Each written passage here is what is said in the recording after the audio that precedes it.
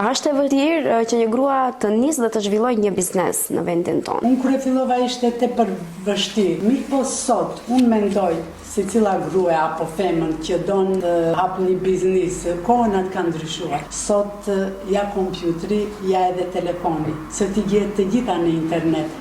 Unë për shembull, unë kur kam hyrë në biznis, unë nuk kam ditë, kam mendu, jam një menaxhere e marrë vesh nga kontabilizmi, mirë po nuk ishte e vërtet. Unë investova në vetë, duke shku në trajnime të ndryshme. Ma shumë investova në vete kur erdha në Maqedoni. Më kujtohet një fjalë një drejtorit të një banke në Itali, duke pirë kafe, më tha, si shkon puna, unë i thash, nuk shkon puna mirë, unë kam mendu se në biznis vetëm pare mund të mbledhish.